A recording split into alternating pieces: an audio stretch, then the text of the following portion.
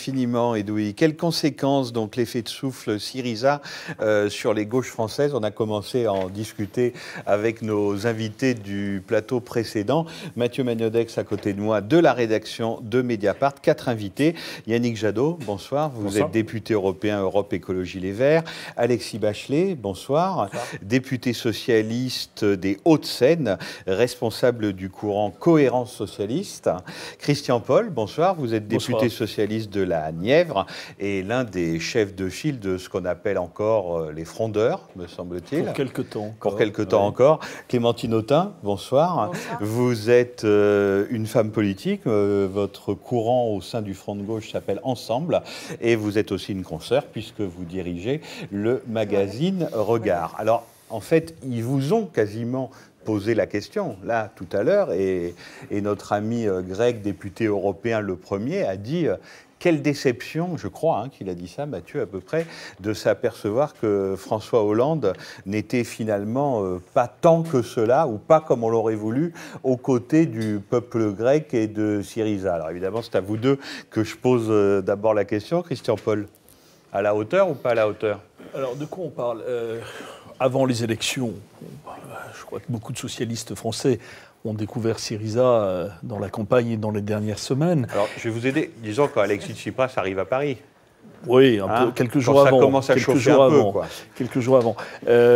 Sur la dernière période, je crois que c'est plutôt du côté des Grecs et de Tsipras qu'il faut aller chercher les témoignages. Et j'ai plutôt entendu les Grecs et Tsipras considérer que en Europe, François Hollande était l'un de ceux, peut-être pas suffisamment, peut-être pas comme autant qu'il faudrait, mais était un de ceux qui avait plutôt porté un coup de main. Mais au-delà de ça, je crois que la question que vous avez voulu nous poser ce soir, c'est qu'est-ce que Syriza permet? Syriza, d'abord, c'est une victoire à gauche en Europe. C'est quand même pas tous les jours. Et les valeurs sont communes. Syriza, et on l'a entendu dans le débat précédent, Syriza, c'est un parti qui ne veut pas sortir de l'Europe ni de l'euro. C'est un parti qui veut aller de l'avant en Europe. On a même écrit que Tsipras était fédéraliste européen. Et je crois que c'est une nouvelle importante que de voir en Europe arriver au pouvoir une composante de la gauche européenne qui n'est pas prise dans la dérive sociale libérale, comme ça a été le cas dans beaucoup d'endroits, en Espagne avec Zapatero, en Italie avec Renzi. Donc une composante de la gauche européenne qui arrive au pouvoir et qui ne dit pas pour autant il faut sortir de l'euro. Qui ne dit pas pour autant il faut revenir à des formes de souveraineté traditionnelles. Donc ça, je crois que c'est aussi une bonne nouvelle. Voilà, pour commencer. Alexis Bachelet. Moi, je pense que c'est une bonne nouvelle pour la gauche en Europe et aussi pour l'Europe parce que effectivement, c'est une opportunité de poser un certain nombre de débats, des débats avec les instances européennes, des débats aussi avec certains gouvernements européens qui portent une orientation politique clairement libérale, assez aussi volontarisme dans l'austérité et dans la logique d'économie tous azimuts, et qui, au nom d'une orthodoxie libérale, a infligé pendant plusieurs années un traitement de choc à la Grèce, dont les Grecs se sont libérés par le vote Syriza. Moi, je considère que, d'une certaine manière, l'élection de François Hollande, elle reposait aussi sur une partie de cette dynamique qui consistait à dire « Attention, nos peuples ne sont pas prêts à accepter n'importe quoi au nom d'une orthodoxie, des économies, de l'alignement des budgets avec effectivement la perspective d'une stabilisation de la monnaie européenne. » Je crois que de ce point de vue-là, Syriza s'inscrit dans cette logique des victoires de la gauche, qui sont des victoires aussi un petit peu ambiguës, en ce sens où elles sont ensuite, et comme François Hollande l'a été, Alexis Tsipras l'est aujourd'hui, confrontées à certaines réalités et à des compromis qui sont moins difficiles à présenter au moment des campagnes électorales. Et pourtant, une fois qu'on est aux responsabilités, on est obligé de s'y confronter.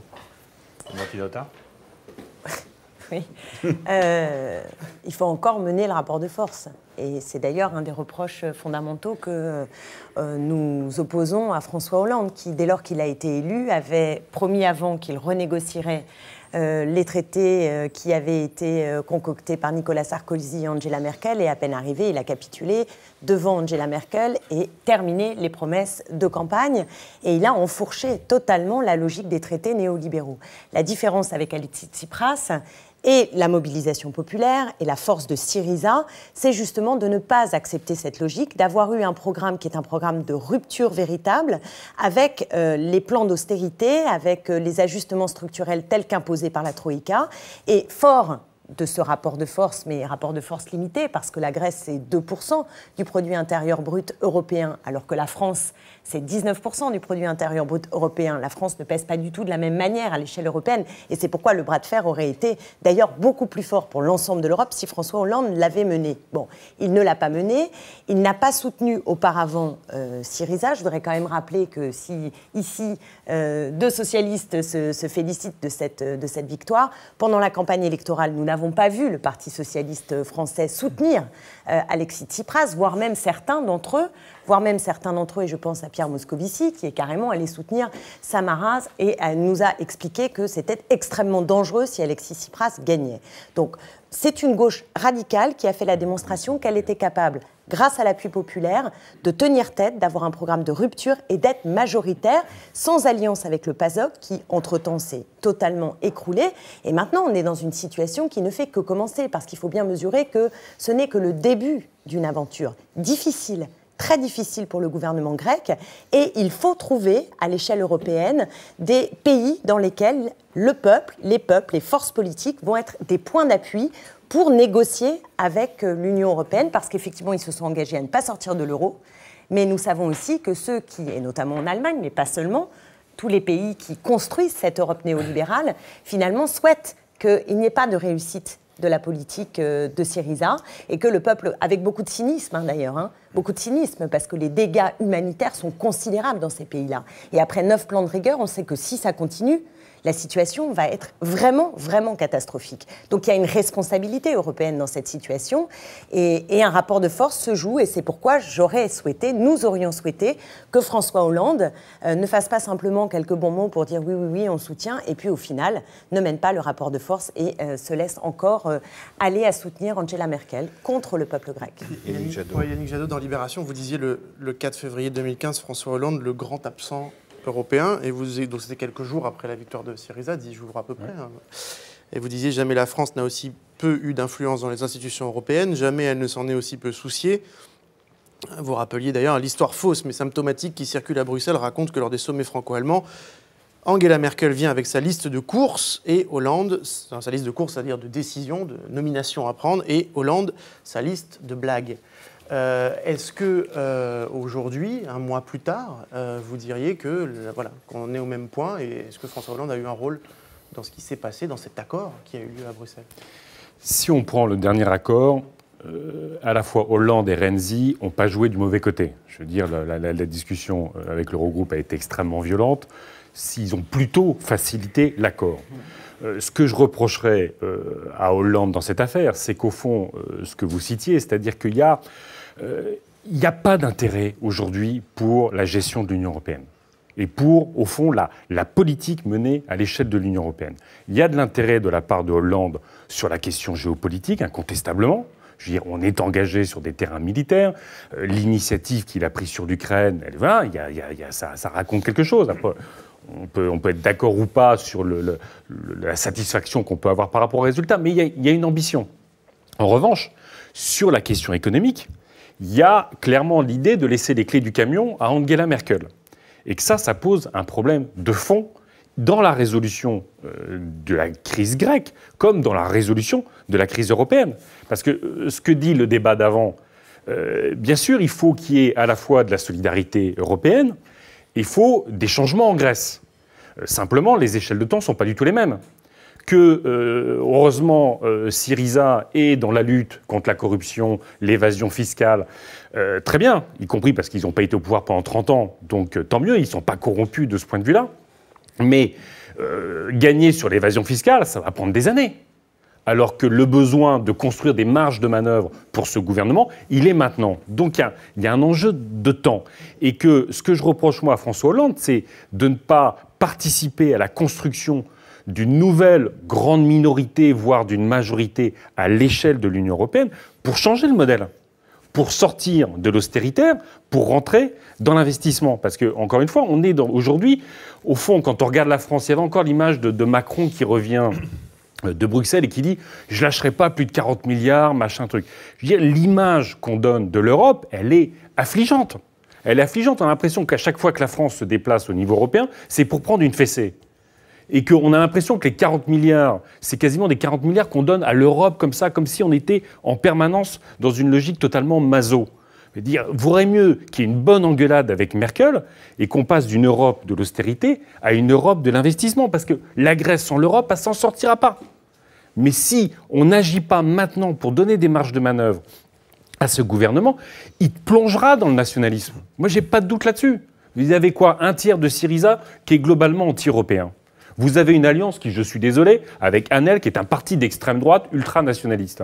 Je veux dire, qu'est-ce qui va rester si Tsipras ne peut pas dire « j'ai gagné mon pari pro-européen ». Ce qui va se passer, c'est que le nationalisme va gagner en Grèce. Et la pire des choses, ce serait qu'à la fin, ce soit Poutine qui vienne au secours de la Grèce et pas l'Europe. Mais là, on rentre dans une séquence, vous parlez de cette temporalité très différente. On voit bien que, Clémentine Autain, vous en parliez aussi, beaucoup de longs combats à mener sur la scène européenne, à cette échelle-là, en tout cas, dans les prochains mois et années. Et en même temps, ce qu'on voit, c'est en France, pour prendre l'exemple français, dans les prochaines semaines, des élections départementales, où je ne sais pas si les uns et les autres vous faites campagne en ce moment, mais on nous parle beaucoup d'une très forte abstention. Et Clémentine Autain, vous êtes élue dans un quartier populaire, et aussi en Seine-Saint-Denis, et de la poussée du Front National. Il y a une sorte d'urgence qui est complètement ne va pas dans le même temps que celui que vous nous expliquez, le temps de mois ou d'années pour changer l'Europe dans laquelle on vit. Comment résoudre cette... Pour les Grecs, c'est vrai que c'est une grande difficulté. Hein. Il y a une course de vitesse. Là, ils ont négocié avec, honnêtement, le couteau sous la gorge. On vous coupe les liquidités, et avec des phrases qui sont quand même ahurissantes. Quand Juncker dit « ce ne sont pas les élections qui vont changer les traités », d'ailleurs, il l'a prouvé, puisque quand la France a voté non au traité constitutionnel européen, non seulement Sarkozy s'est assis dessus, mais l'ensemble de l'Union européenne s'assoit sur les votes quand ils sont donnés par référendum. Ça, c'est une poudrière. C'est-à-dire ce rapport à la démocratie, c'est ce qui nourrit l'abstention massive que l'on retrouve aux élections départementales en France et qui gangrène l'Europe partout. Problème de démocratie qui est profond et qui ne permet pas à des politiques alternatives, de gauche, de progrès humain, de se déployer. Et donc ça nourrit la désespérance qui crée le ressentiment, et ressentiment qui fait lit de l'extrême droite. C'est en France, non. Là, c'est pas, il n'y a pas que l'échelle européenne qui empêche. Hein. La situation française a aussi ses coordonnées, qui sont des coordonnées d'un système institutionnel totalement à bout de souffle. On n'en peut plus de cette 5e République qui, je crois, par tous les ports, montre qu'elle n'est plus du tout en capacité de créer à nouveau de l'adhésion populaire. Et donc, il faut en finir avec cette 5e République, il faut changer le modèle institutionnel, il faut de nouvelles pratiques politiques, et on ne sent pas le souffle arriver. On a l'impression qu'il y a une espèce de ronron, d'un entre-soi, d'un monde clos, qui est celui de la politique, et qui parle de moins en moins au grand nombre. Donc ça c'est vraiment une catastrophe, parce que c'est sur ce terreau-là que peut se nouer un vote d'extrême droite, au mieux l'abstention, au pire un vote d'extrême droite, et je pense qu'au départemental, nous allons prendre sans doute une douche froide. On va essayer de se battre encore pendant les semaines qui nous restent pour empêcher le pire, mais on voit bien qu'il y a cette montée de l'extrême droite. Et c'est pourquoi il faut prendre la mesure des possibilités européennes. La Grèce, l'Espagne donnent aussi le là d'une certaine manière. Il est possible, avec un programme neuf, avec une rupture avec les politiques qui ont été menées depuis 30 ans et qui ont fait la démonstration de leur échec patent, cuisant, avec aussi un renouvellement qui est attendu dans les formes, dans les mots, dans les imaginaires, dans les incarnations politiques. Tout ce travail-là doit être mené à gauche.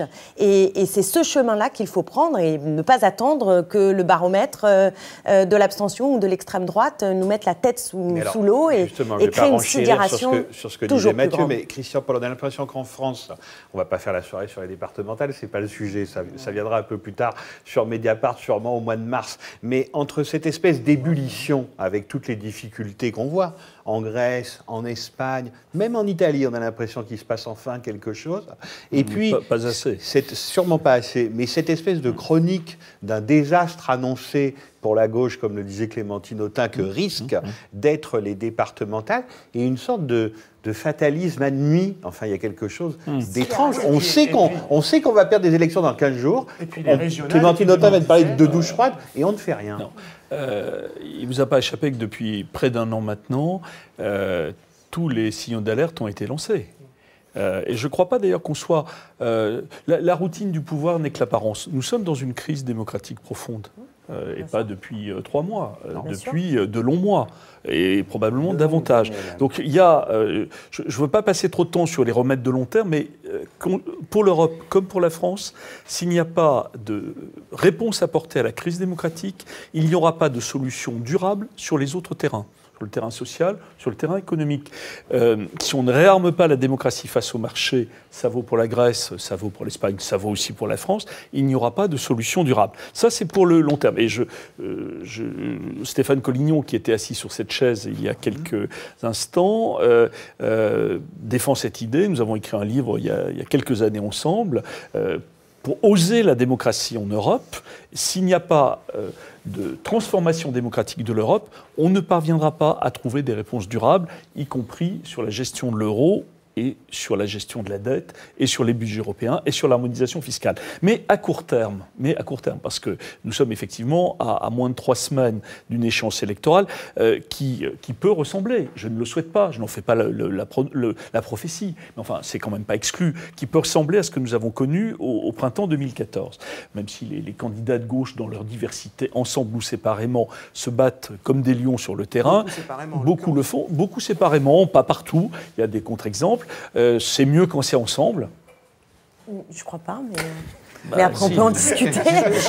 Ensemble, c'est votre mot fétiche. J'aime bien ensemble, hein. Voilà. Je suis pour le rassemblement. Moi aussi, j'aime bien ensemble. Mais bon, après, pas de rassemblement sans condition. Et donc, quel est l'enjeu à court terme? Avant les élections, c'est la bataille aussi locale. Il ne faut quand même pas oublier que c'est aussi des collectivités. C'est aussi des enjeux du quotidien qu'il faut traiter à cette occasion-là. Mais la situation politique nationale, la crise démocratique dont nous avons parlé, elle va peser énormément, évidemment. Donc, est-ce qu'il peut se passer quelque chose derrière?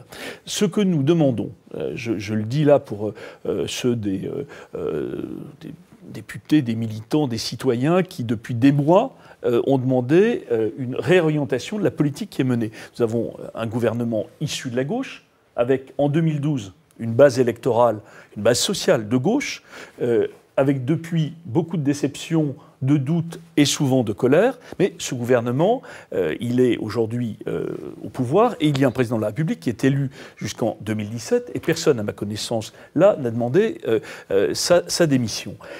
Donc le problème que nous avons à traiter, c'est comment on peut, sur cette période-là, construire ce que nous avons appelé, nous, mais les mots peuvent être différents, un contrat de majorité qui permette, pas sans conditions, mais avec des préalables sérieux, avec un agenda des réformes sur 2015 et 2016, de repartir sans vivre, effectivement, pendant encore 2 ans, la chronique d'une immense catastrophe politique annoncée pour 2017. Voilà l'enjeu. C'est l'enjeu des prochaines semaines.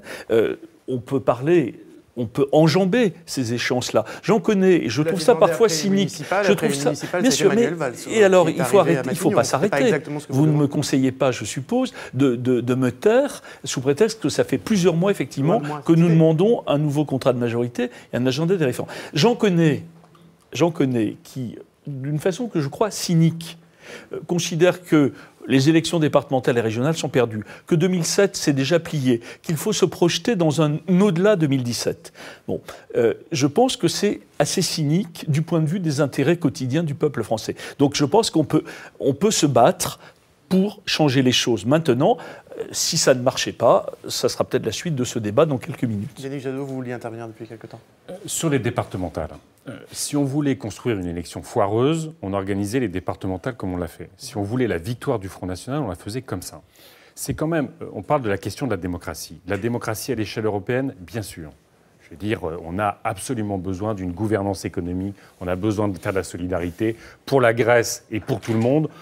On irait se cartonner la Suisse à 28 maintenant pour arrêter l'évasion fiscale, comme l'ont fait les Américains. Les Américains ont quasiment gagné en 24 heures sur la Suisse. Et nous, ça fait des mois et des mois qu'on est là. Parce que chacun va essayer de négocier son petit bout de rapatriement avec la Suisse. C'est honteux. Bon, voilà. Mais franchement, là, la réforme territoriale, je veux dire, c'était vraiment un enjeu aussi pour redonner la parole aux citoyens. Je veux dire, on parle de la vie du quotidien, sur la transition énergétique, sur l'alimentation, sur les transports, sur l'école. Vous prenez quasiment tous les sujets qui concernent aujourd'hui les citoyens, ils peuvent participer localement à reprendre un peu la main et ne pas avoir ce sentiment d'abandon, qu'on n'est pas écouté, que tout ça.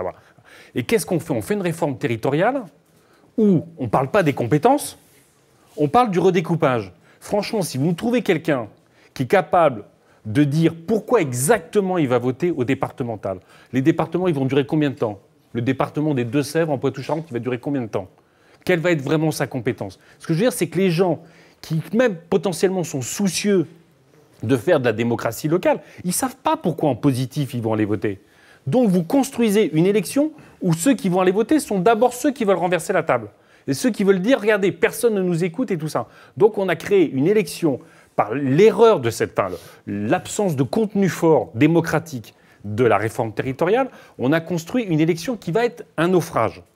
La question, c'est effectivement, derrière, au moins, comment on se projette sur les régionales, qui sont, pour le coup, un enjeu essentiel aussi en matière de compétences. Par exemple, c'est-à-dire, doit-il y avoir des initiatives communes ? C'est-à-dire, est-ce qu'on imagine qu'au lendemain des départementales, si le résultat est bien celui que vous dites, il va se passer peut-être de façon amplifiée par rapport à ce qu'on avait eu après les municipales ou les européennes, des gens qui vont dire il faut un sursaut, il faut changer de cap, il faut réorienter. Est-ce que pour vous, il faut une initiative pour les écologistes, tout de suite après, quelle doit être elle et surtout sur quel contenu ? Moi, je pense que s'il doit y avoir des initiatives, en tout cas, si on parle à l'échelle nationale, pour moi, la seule stratégie pour l'écologie, c'est d'essayer de reconstruire son espace politique de l'écologie politique. Vous savez bien qu'il y a peut-être des écologistes qui vont tenter de rentrer au gouvernement. Il y en a d'autres qui ne veulent absolument pas, qui se voient déjà donner les autres pour 2017. Je connais exactement comment fonctionne mon parti. Si vous voulez, aujourd'hui, pour les écologistes... Nous, parce qu'on a un peu du mal à comprendre en ce moment comment ils fonctionnent. Oui, si, vous avez très bien résumé ce qui se passe. En tout cas, vous avez des milliers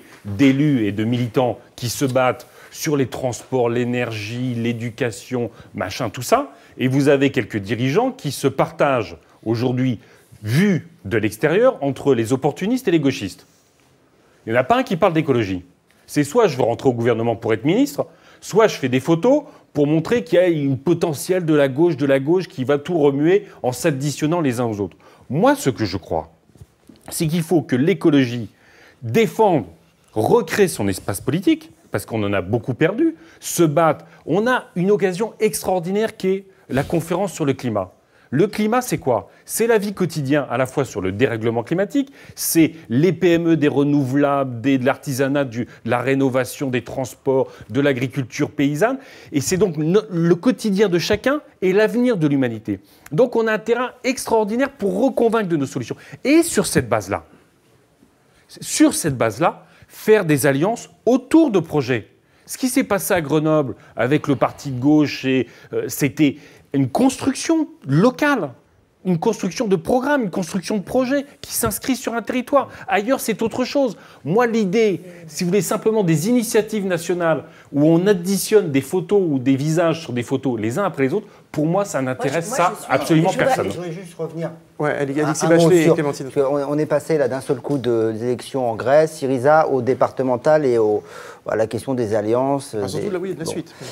Moi, je voudrais revenir quand même sur le message des élections en Grèce et Syriza. C'est à ma connaissance, une des premières fois en Europe qu'un gouvernement se fait élire sur la question européenne. Dans le rapport que l'État, que le gouvernement grec entretenait à l'Union européenne et dans le bras de fer, dans une logique de dire clairement, nous voulons nous faire élire pour renégocier. François Hollande a dit, je vais réorienter. Oui, mais ce n'était pas l'enjeu principal.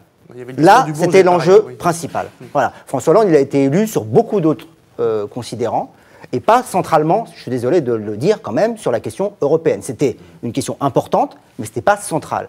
Pour Syriza, c'est central.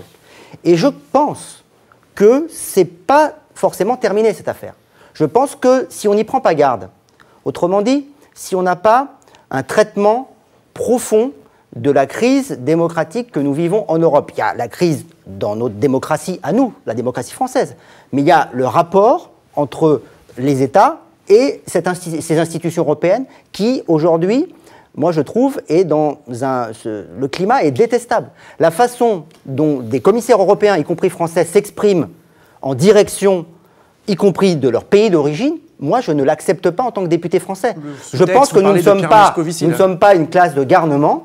Nous votons le budget, c'est au Parlement français de voter les budgets, et on n'a pas à se faire enguirlander si à un moment donné on estime souverainement que nous devons, oui, faire un peu plus de déficit cette année, ou moins réduire la dette, même si globalement nous sommes pour réduire la dette, mais que parce qu'il n'y a pas assez de croissance, parce que nous rencontrons un contexte difficile, ou parce que nous avons aussi des dépenses obligatoires. Je rappelle toujours que la France, par rapport à l'Allemagne par exemple, fait 2 enfants par femme en moyenne, que nous sommes le pays démographiquement le plus dynamique, et que donc nous avons des charges que n'ont pas les Allemands, qui est un pays vieillissant et qui diminue sa population, nous l'augmentons.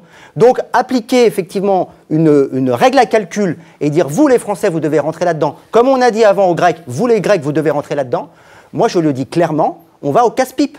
Et très clairement, un des carburants du populisme en Europe, c'est ce dysfonctionnement de l'Europe, la manière dont nous parlons de l'Europe, qui est toujours perçue effectivement comme une menace et jamais comme une opportunité, alors qu'y compris sur les questions du réarmement du politique, lutter contre l'optimisation fiscale, lutter contre la fraude fiscale, ça ne se fera pas dans un seul État. Ça doit être des politiques européennes. Alors il y a des frémissements, il y a des choses qui commencent à se passer, effectivement, par exemple sur l'optimisation fiscale, mais il faut accélérer, parce que, et là-dessus, moi je crois qu'il faut en être conscient, il y a un décalage complet entre les politiques que nous menons, les discours que nous menons, et les transformations qui sont en train de s'opérer dans l'opinion. L'opinion est en train de lâcher prise sur la question de l'avancement de la construction européenne, parce qu'ils ont le sentiment d'être dépossédés de leur avenir, d'être dépossédés de leur destin commun. Et ça, je le dis clairement, comme les Grecs ne l'ont pas accepté et ont voté Syriza, si nous n'y prenons pas garde, en France, peut-être ailleurs, on peut avoir le même type de mouvement, mais malheureusement pas du côté gauche de l'échiquier, qui surfera sur cette vague. Syriza est faite, c'est ça? Non, mais attention, on risquerait d'avoir en France un Syriza. Enfin, des bonnes nouvelles. Non, c'est pas ce que je dis malheureusement. Ce que je veux dire, c'est que je crains que, on l'a vu au moment des élections européennes, le parti qui est arrivé en tête, c'est un parti clairement anti-européen, le plus européen de tous, le Front National. Et aujourd'hui, ne mésestimons pas que le discours ambiant qui est tenu actuellement en Europe vis-à-vis de la France, pour moi, est un carburant du Front National, parce qu'il donne le sentiment que nous sommes, au fond, impuissants à régler nous-mêmes nos problèmes, et qu'il faut que nous nous soumettions, que nous en remettions à des instances supranationales. Mais précisément, justement, on touche là le cœur du problème. C'est qu'on a un gouvernement qui n'a pas décidé de changer d'orientation politique et de contester les normes néolibérales qui sont imposées par l'Union européenne. Il s'est moulé dedans. Et dans ce carcan-là, qui implique beaucoup d'autres choses, hein, parce qu'il faut écouter quand même ce qu'un ministre dit de gauche, Emmanuel Macron, est capable de dire comme phrases qui font sens dans notre société. Je pense par exemple à les jeunes doivent rêver d'être milliardaires. C'est ça la gauche aujourd'hui. Sérieusement, excusez-moi, mais il y a un problème. Il y a un problème de vision de là où on veut aller. Un ministre de l'économie qui dit, permettez-moi, non, ce n'est pas anecdotique, c'est symptomatique, c'est révélateur. Parce que tant qu'il dit ça, ou qu'il dit une autre phrase qui est tout à fait dans la même veine, moi, si j'étais au chômage, je me battrais, sous-entendu, les chômeurs sont des feignants et s'ils ne travaillent pas, c'est de leur faute. Il fait ça, mais dans le même temps, ce sont le paquet fiscal, c'est-à-dire des milliards d'euros qui sont donnés, permettez-moi d'aller jusqu'au bout, qui sont donnés problème, c'est qu'on est assez d'accord, en fait. Justement, là. et donc, puisque nous sommes assez d'accord, comme nous sommes assez d'accord... Comment on passe à la proposition? Là, moi, je signe, là. Eh bien, très bien. Eh bien, précisément, nous en sommes à un point où l'heure est venue de prendre nos responsabilités. Le président de la République a donné une interview aux Parisiens hier, dans laquelle il dit « Il n'y a pas d'autre solution que la politique que je mène ». Il n'a d'ailleurs qu'un rêve, c'est la croissance, retrouver la croissance. On ne retrouvera pas la croissance des années 70, et ce n'est pas souhaitable, parce que précisément l'enjeu aujourd'hui, c'est de redéfinir le projet économique, social, la dynamique sociale et économique, les finalités de notre système de fonctionnement, de pourquoi nous sommes ensemble. Et de ce point de vue, je rejoins ce que disait Yannick en termes de perspective, l'investissement. Il faut investir dans l'humain, il faut investir dans l'éducation, dans la culture après le 11 avril, pas le 11 avril, le 21 avril et le 11 janvier. C'est de ça dont nous avons besoin. Plus d'éducation, plus de culture. Nous avons besoin de mener ce qu'on appelle la transition énergétique. La transition énergétique, c'est précisément aussi toucher à nos modes de vie, à notre modèle de développement et avoir des possibilités de redévelopper l'activité sur des enjeux qui sont des enjeux vitaux, intéressants et qui nous permettent de faire lien et de faire société. C'est pas du tout ce que a décidé le gouvernement. C'est pas du tout son orientation. Emmanuel Valls ne cesse de dire qu'il est sur ce cap et qu'il ne changera pas de cap. Donc moi, je dis simplement à tous ceux qui, aujourd'hui, sont désespérés de cette politique et pensent que cette politique n'est pas de gauche, comment nous mettons en situation d'incarner une autre perspective. Et pour l'incarner, moi je suis désolée, mais on ne peut pas être un coup d'accord, pas d'accord, ici, là avec eux, mais là, à l'autre endroit, pas, etc. Pour les Français, c'est incompréhensible. Il y a besoin de retrouver un cap politique. Et ce cap politique, il faut que tous ceux qui sont déterminés à dire oui, il faut un Syriza à la française. Oui, il faut une autre orientation qui, à la fois, renoue avec les fondamentaux de la gauche en termes de valeurs, mais qui soit aussi capable d'être porteur de novation. C'est-à-dire qu'il faut prendre appui aussi sur les échecs qui ont été ceux du XXe siècle pour la gauche. C'est une crise qui est terrible.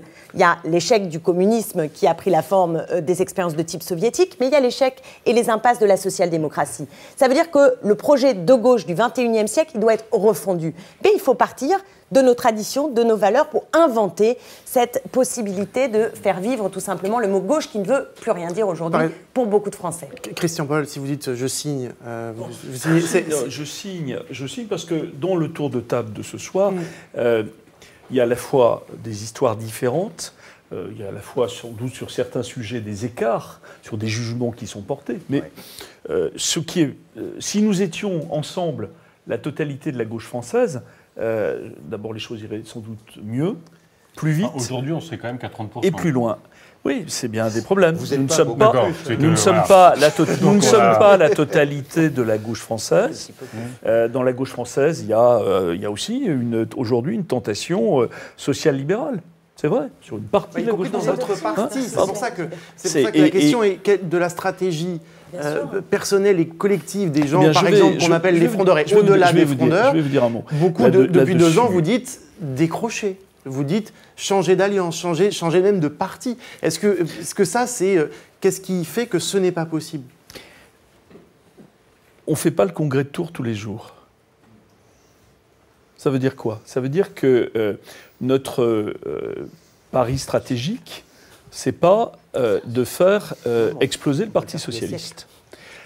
Notre pari stratégique, ici, maintenant, et pour le temps qu'il faudra, notre pari stratégique, c'est d'arriver à transformer l'expérience de gauche, dont beaucoup ici considèrent qu'elle a gâché une chance historique. Certains le disent plus, d'autres le disent avec la réserve qu'ils ont, parce qu'ils sont aussi dans une majorité, même s'ils sont critiques, même si, pour ce qui me concerne, depuis le printemps dernier, sur des textes essentiels, nous n'avons pas marqué la solidarité par le vote, mais nous sommes aujourd'hui, effectivement, au pied du mur. Comment on réinvente, en France, la capacité des gauches françaises à travailler ensemble? Il y a toujours eu des gauches. Il n'y a jamais eu une seule gauche depuis la fin du 19e siècle. Donc la question qui est posée aujourd'hui, est-ce que les gauches françaises peuvent retrouver non pas seulement leur espace politique spécifique, j'ai entendu ce qu'a dit Yannick Jadot, je peux le comprendre, mais si aujourd'hui le sujet c'est simplement que l'écologie politique retrouve son espace spécifique, que le Parti socialiste est un congrès apaisés, que d'autres, au front de gauche, trouvent des idées nouvelles, on ne va pas aller très loin. On va se briser. Dans son silo, quoi. Voilà, chacun court dans son couloir et on va se retrouver effectivement à chaque étape démocratique. Une élection, c'est un moment de rencontre avec le peuple, qui se passe bien ou mal. Eh bien, ils se passeront mal, ces rendez-vous-là. L'élection régionale, l'élection présidentielle, etc. Donc, notre enjeu, et je le dis ce soir avec ce qu'il faut aussi de gravité, c'est évidemment de l'invention politique, là où nous sommes maintenant. C'est, je le souhaite, une capacité à trouver des espaces communs avant la fin de ce quinquennat. Donc j'ai parlé de contrat de majorité. Mais c'est probablement, si on est un peu plus quand même dans une perspective historique, c'est probablement aussi le dépassement de ce que nous sommes les uns et les autres. Parce que s'il s'agit simplement de réfléchir chacun dans sa cage ou dans son cadre, je crois que nous... La gauche française, les gauches françaises doivent sans doute se réinventer séparément, mais aussi peut-être s'inventer ensemble. Et c'est ce qui manque tragiquement. Et c'est une des critiques, c'est vrai, que nous avons adressées à François Hollande et peut-être encore plus aujourd'hui à Manuel Valls, qui s'en fait une spécialité, c'est quand même de rétrécir progressivement à chaque étape sa majorité. Donc le statu quo n'est pas supportable. Moi, mon sujet, c'est pas de dire chacun réfléchit dans son coin. C'est chacun reconstruit aussi autour de ce qui fait ses idées fortes, de la démocratie, avec les citoyens. Je veux dire, moi j'entends bien l'idée qu'on va en permanence se faire des chantiers, les chantiers de l'espoir, qu'on va se réunir partout pour essayer d'échanger sur nos idées, progresser. Incontestablement, on peut progresser. Je veux dire, non mais... Ça ne va pas suffire, ça. Ça ne va pas suffire. Donc je pense qu'on a aussi un travail... concret des responsabilités j'entends bien. pouvoir, non, attends, j'entends bien. Mais ce que raconte aussi l'élection du Doubs, c'est que probablement à 80% de participation, l'élection de Le Pen reste une possibilité faible, mais ça devient une possibilité. Donc l'histoire qu'à un moment donné, il faudra qu'on soit en capacité d'assumer notre responsabilité, y compris de nous rassembler, ça c'est important, je le reconnais. Mais en même temps... La présidentielle de 2017 crée une urgence particulière sur cette nécessité de rassemblement, parce que pour une... Pas simplement l'élection de 2017. Pourquoi c'est toujours l'histoire de 2017 ? Enfin, on essaye... Non mais attendez, on essaye... Si, 2017, mais ce que je veux dire, c'est qu'il y a aussi une urgence... Il y a aussi une urgence des régionales, il y a aussi une urgence des régionales, des départementales, des choses comme ça. Je veux dire, on est là à se dire, il faut reconstruire l'Europe. Je veux dire, moi je suis d'accord, mais... y compris avec des nuances par rapport à ce que tu dis, parce que tu sembles dire que l'Europe nous impose des choses. L'Europe, c'est des majorités politiques. L'Europe n'impose rien à personne qui n'ait pas été décidé par tous les dirigeants. C'est vrai, mais c'est pas clair pour les Français. Oui, c'est pas clair, mais parce que sont pas clairs. D'accord, mais y compris quand tu dis c'est pas supportable que l'Europe nous dise ça, je suis désolé, les règles. Si Hollande aussi joue le jeu des règles, y compris peut-être pour dire à un moment Tsipras n'obtiendra pas le changement de paradigme de la Commission ou de l'Europe que je n'ai pas obtenu. Enfin, tout ça est tordu, mais ce sont des majorités politiques qu'il faut construire, à l'échelle de l'Europe comme à tous les échelons. Donc si on n'arrive pas à reconstruire de la politique, le Front National, c'est quoi ? C'est quand même l'absence de démocratie, crise démocratique, les gens ne se sentent pas écoutés, malin. C'est le renoncement à agir, notamment contre l'injustice sociale, et c'est partout en Europe l'anti-européen. Donc si on ne travaille pas selon nos spécificités, on n'a pas la même approche. Je veux dire, avec Mélenchon, on n'a pas la même vision aujourd'hui de l'Ukraine et de la Russie. C'est clair. On n'a pas la même vision de l'Europe. Ça ne veut pas dire que sur d'autres sujets, on ne peut pas... On n'a pas forcément la même vision. Non, mais je sais bien, mais bon, il est quand même front de gauche. Vous êtes quand même déjà ensemble dans un regroupement. Donc ce que je veux dire, c'est qu'on a aussi des spécificités. Et donc il faut partout, sur ce qui fait nos sujets clés, aller reconstruire des espaces politiques. Et après, on prendra la responsabilité de faire des alliances programmatiques. Mais franchement, le boogie-boulga du mélange, j'y crois pas. Moi, je crois pas. Non, d'abord, il faut tout de suite dire une chose clairement, c'est que la menace d'une victoire du Front National, à quelque élection que ce soit, je partage les régionales, la présidentielle et législative, ne fonctionnera plus comme ça a fonctionné autrefois, c'est-à-dire qu'au nom de cette menace, alors tout le monde doit se rassembler et de préférence derrière le Parti socialiste et le Parti socialiste. Donc, cette chose n'arrivera pas. Voilà. Il y a aujourd'hui une fracture au sein de la gauche. Moi, je vous le dis. Ah oui, je dis c'est pas simple, mais on non, verra. Non, je le dis. Quand le risque arrivera, on je verra. le dis. Pardonnez-moi. Derrière le candidat de la droite face à Marine Le Pen. Bien sûr. Ça sera peut-être préférable. Évidemment, ça paraît tellement logique. On ne peut pas dire des choses comme ça. Si, non, je commence et je vais aller. Je veux juste terminer sur ce point. Je veux terminer sur ce point, c'est que cette affaire ne fonctionnera pas comme cela pour une raison simple, c'est que nous pensons que les raisons qui amènent à cette montée du Front National sont contenues dans les politiques qui sont menées aujourd'hui au nom de la gauche et qui tournent le dos à ces valeurs. Donc nous n'allons pas, moi je le dis, nous n'allons pas au nom de la lutte contre l'extrême droite. C'est une paresse intellectuelle de dire ça. Non, ce n'est pas une paresse, c'est une réalité. Non, mais vous pouvez ne pas la voir. C'est une réalité. C'est une réalité. C'est trop facile. En tout cas, nous ne le ferons pas. Non. Et nous disons à celles et ceux qui sont dans des... parce que vous êtes quand même dans des majorités qui mènent des politiques que vous contestez. Au bout d'un moment... Moi, je suis désolée, mais est-ce que ce ne serait pas plus efficace de dire « faisons ensemble », c'est-à-dire tous ceux qui rejettent l'austérité, rejettent les dogmes néolibéraux, pensent qu'il faut d'autres dynamiques politiques, qu'il faut renouer avec l'égalité, avec la justice sociale, que tous ceux-là qui sont vent debout contre ce gouvernement qui mène une politique qui tourne le dos aux valeurs de la gauche, que tout cela décide de faire cause commune.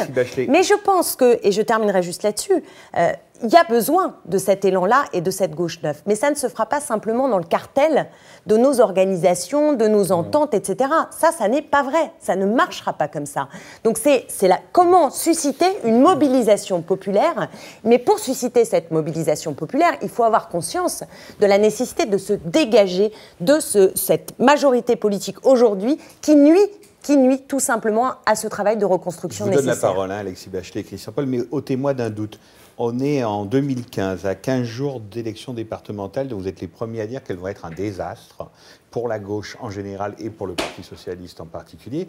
Il y a une raison à ça. C'est qu'on part divisé. Je finis ma question. Dans 80% des cantons. Vous n'êtes quand même pas en train de déjà penser à un éventuel vote utile au premier tour de la présidentielle de 2017 Si. Moi, je Parce pense que si vous pensez ça, j'ai peur moi, que je vous pense ayez pas du tout à ça. de lourdes désillusions. Alors d'abord, je ne l'ai pas dit.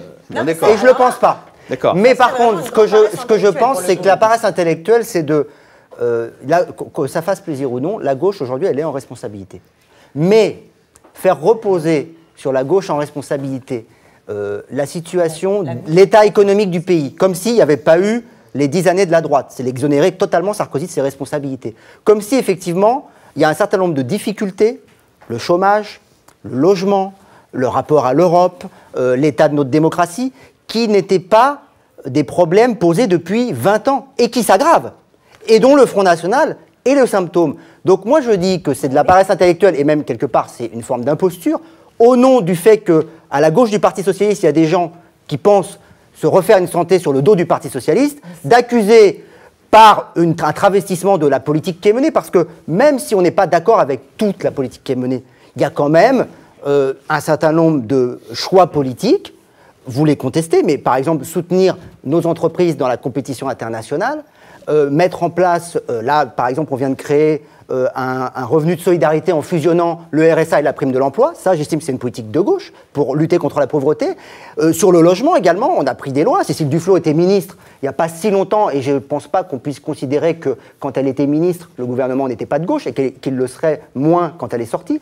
Donc je veux dire, c'est un peu de la caricature.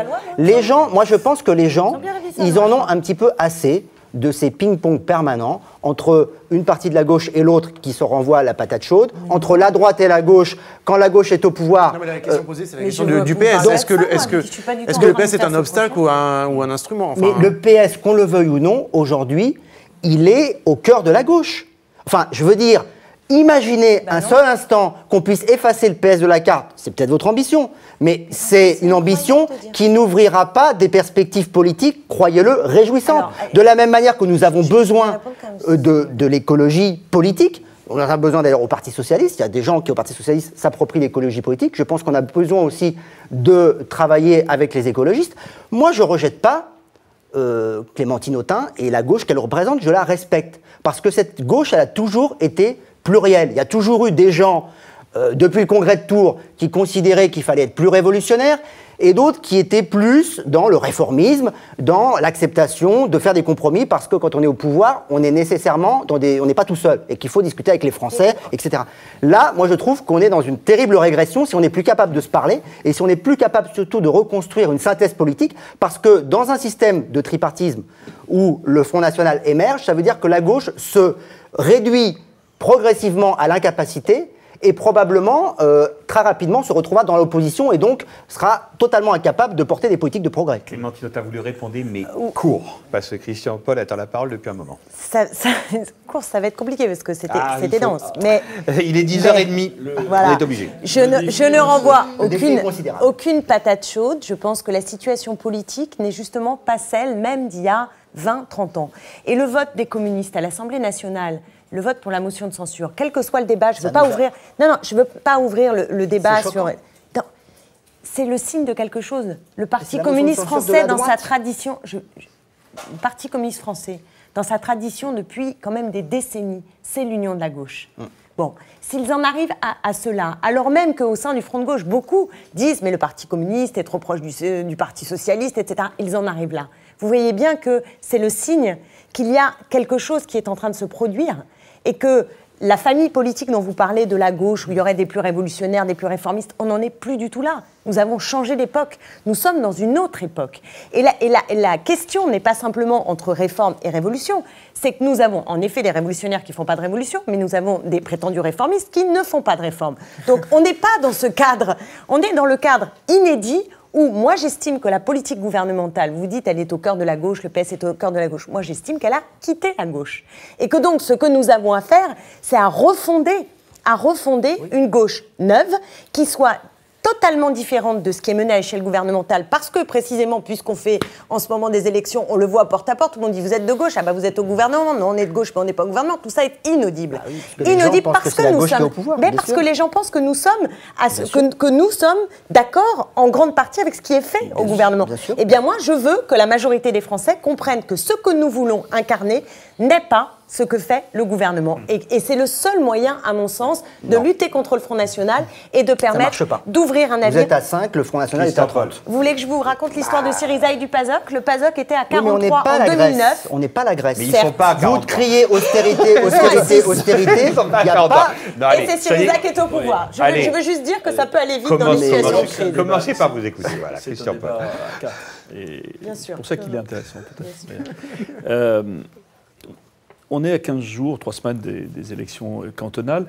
Moi, j'ai quand même une intuition, c'est que parmi les Français qui font confiance à ceux qui sont là ce soir, personne n'a envie de céder au vertige, même si tout le monde craint le choc démocratique. Franchement, rêver là, en mars 2015, de l'effacement du Parti socialiste, ça serait faire la politique du vide. Du pire. Hein, et du pire.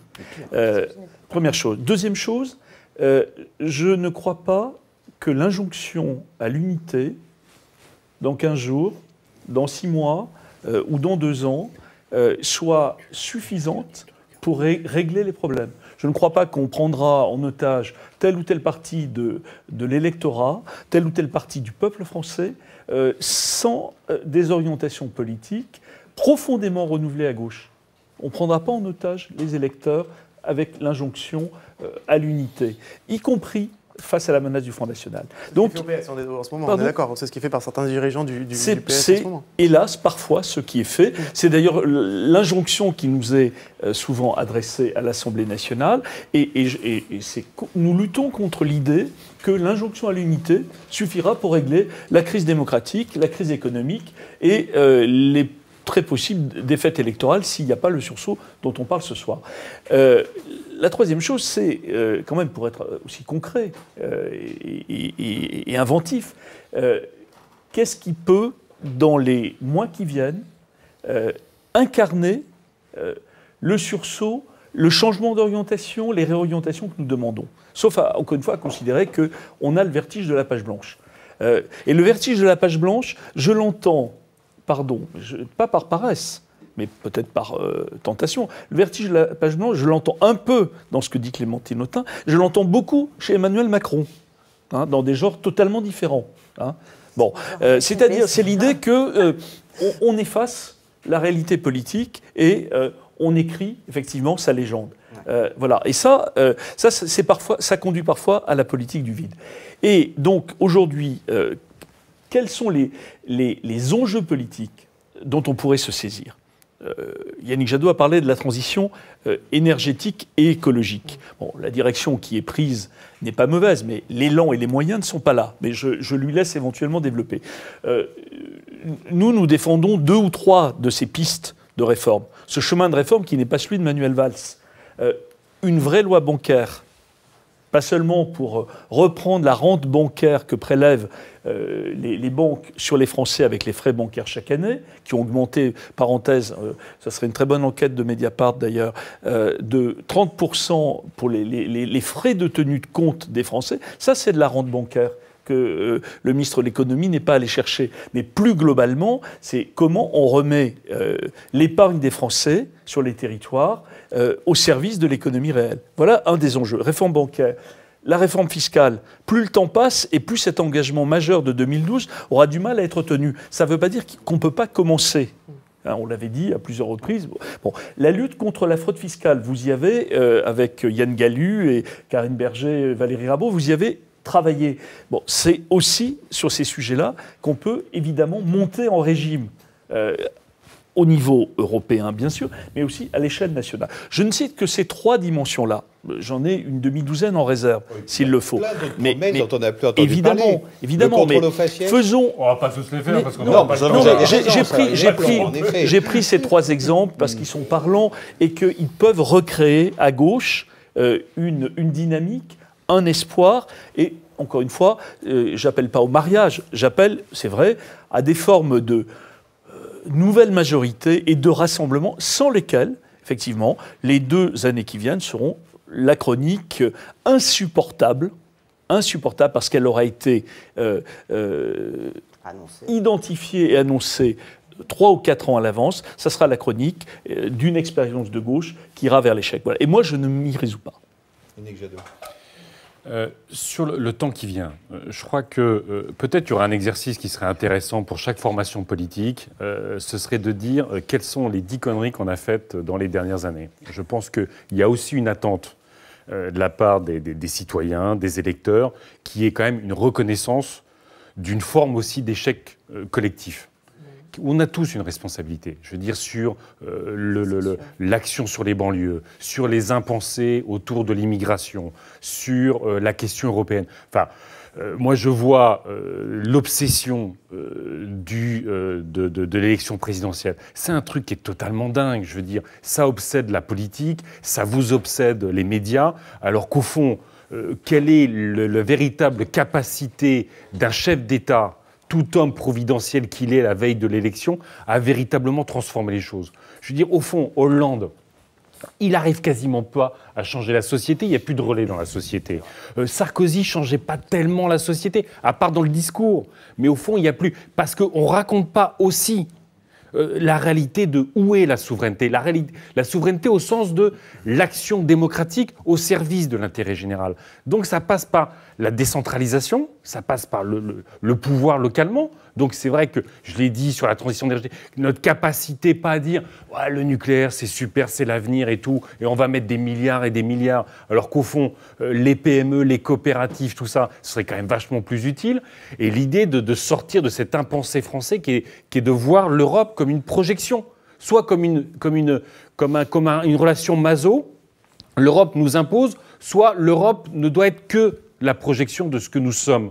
Et donc, si on n'arrive pas à parler à la société de ces impensés, eh ben, je crois qu'on n'arrivera pas à se reconnecter avec les citoyens. Je veux dire, quand vous avez un Front National à 30%, ou un électorat, franchement, qui est capable de dire aujourd'hui quel est réellement l'électorat du Front National ?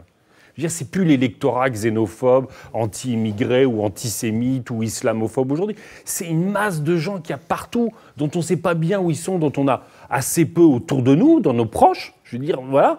Et donc, si on n'arrive pas à recréer le lien démocratique démocratique avec la société, autour de propositions, autour d'un débat plus ouvert, je veux dire, ça va être le carnage de toute façon en 2017. Et la seule question qu'on se posera en 2017 si on échoue, c'est est-ce que ce sera Sarko ou Juppé et Hollande face à Le Pen et tout le monde derrière en disant malheur à celui qui finalement laisse passer Le Pen. Un mot. Oui, il y a un point qui me frappe depuis le début de cette conversation, ça fait 1 heure qu'on débat.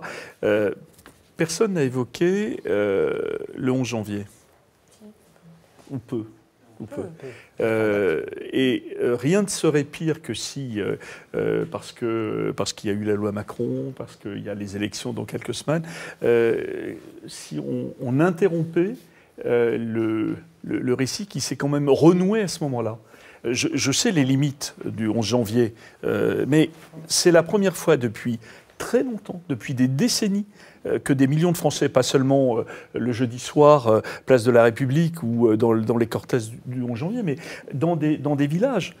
Chez moi, dans le Morvan, alors il y avait 300 personnes sur la place de la mairie. Bon, ça veut dire que ce peuple, encore une fois, pas au complet, pas autant qu'on l'aurait voulu, mais plus que depuis bien longtemps, et pour des raisons et pour des causes.